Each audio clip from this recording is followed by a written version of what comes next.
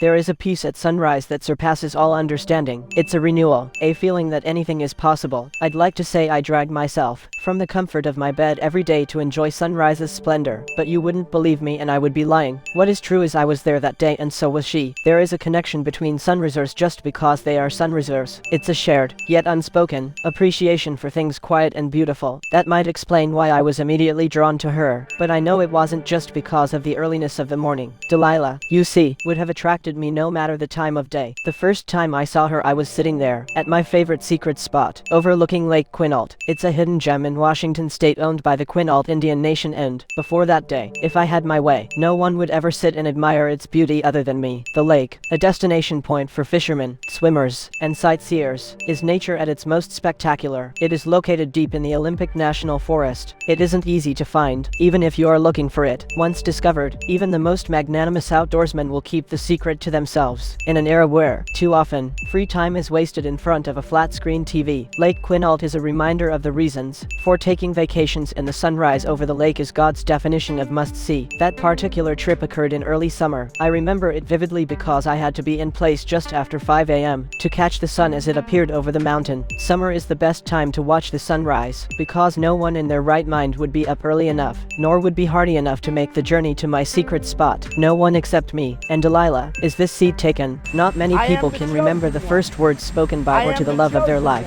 but I absolutely can. That morning, as I turned to see from where the unexpected voice was coming, the first light of dawn revealed the most beautiful girl I had ever seen. Not all men might have thought so. Delilah wore no makeup, a pair of ripped jeans, and a faded brown hoodie. Her hair, perfectly auburn, looked as if it hadn't been touched since she rolled out of bed that morning. It was obvious she had made no effort to look beautiful, and yet she had an inner spark that couldn't be hidden. Not by tattered jeans or a faded hoodie. Something changed that first moment I saw her. I changed. I had spent years guarding my secret spot, and now, surprisingly, unexpectedly, delightfully, I wanted nothing more than to share my sunrise with her. I, unfortunately, was not born a poet, and as such the most romantic thing I could think of in response to her inquiry was, "It's a free country." With that, she invaded my secret spot, both next to the lake and in my heart. The silence that followed was both loud and revealing. Delilah wasn't there for small talk. She was there to admire the beauty of sunrise. We sat in silence and watched as the sun peeked over the horizon, covering the two of us in its warming light. She and I carried on a conversation without words. She told me, silently, that she understood the importance of the moment, and I responded in kind that this moment was made all the more special, because she was there to share it. Perfection is a goal impossible to realize in this mortal realm, but that morning came as close as is humanly possible. So many thoughts ran through my mind as the sun revealed itself completely. Then just as quickly and quietly as she had come, Delilah rose to her feet, wiped some residual dirt from the seat of her ripped jeans, and headed down the trail and out of my sight. 8 words verbalized, an infinite number of potential events contemplated. 30 minutes had passed. A lifetime had been imagined. I was sure I would never see her again, and the thought made me overwhelmingly sad. The next 5 years came and went. 5 long years since that day at the lake. There were first dates, first kisses, and the words, "I love you," exchanged. Yet every time fate or intention would reach down and sabotage promise, I became determined to find peace in my solitude. There was always a reason or an excuse for my ending every potential relationship, but at its core was a shared sunrise and a conversation that didn't happen. I went to our spot from time to time, to see the sunrise. Not for her. At least, that's what I told myself. I had given up without realizing I was hoping to see her again, hoping to feel what I felt that day, hoping she would be there. And then it happened. It was once again summer. It was sunrise. But this time she was there. Is this seat taken? It's a free country. The same 8 words. At the time, I didn't know that she, too, had often made the trip back to our secret spot. Seeing her again, I knew I wouldn't let the opportunity slip from my grasp. Not a second time. When the sun had completed its part in our play, Delilah rose to her feet and wiped the dirt from her jeans exactly as she had done 5 years earlier. This time, however, I stood up as well. "My name is Peter. I don't like coffee, but I'd really like to have a cup with you." "My name is Delilah," she responded, matter-of-factly, "and I would be glad to share a cup of Joe." She called it Joe. It's funny the things that confirm that a love is real. I couldn't tell her that day, for fear of losing her, but at that moment, I was sure I had said, "I love you," to others before, but it was obvious to me that I had lied. For in that moment, I was finally sure what love felt like. Lifetimes are only lifetimes when viewed in reverse. A cup of coffee became a dinner date. A dinner date became a commitment. A commitment became a proposal. And a proposal became forever. There were kids and dogs and vacations. But more than anything, there were trips to Lake Quinault. Always at sunrise. Always just the two of us. Never any words spoken. You never know the last time is the last time until it's too late. The final trip we took to Lake Quinault was like all the rest. It took a little longer for tired, old bones to make the trek, but we found our spot, sat together, and conversed in silence. The sun, unaffected by time, rose as perfectly as always, but Delilah rose only with my help. "Would you like to share a cup of joe?" She knew I did. She knew sitting next to her pretending to like coffee was my greatest pleasure. She also knew she would never come back to see another sunrise, even though I was too stubborn to admit it to myself. That day in the cafe, we told stories of family and friends, living and lost, as we sipped on what had eventually become my favorite beverage. We made a mental scorecard of our life and realized we had won. 2 days later I lost her, just like that first day at the lake. I watched her as she left me alone, this time without even the hope of returning. The sadness I felt from years back flooded over me like a tidal wave. "I'll save a seat for you." Those were her last words to me. True to myself, I replied, "It's a free country." Then, she was gone. One day, hopefully soon, I will watch the sunrise with my Delilah again, only from a far better secret place. Until then, I only go to our special spot at night. I'm never alone when I go there. I make my way to our clearing and sit down just as I did all those years ago. As the moon reflects off the lake, I feel her comforting hand reach down for me, and in the silence only we understand, I hear her very clearly. Subscribe to channel.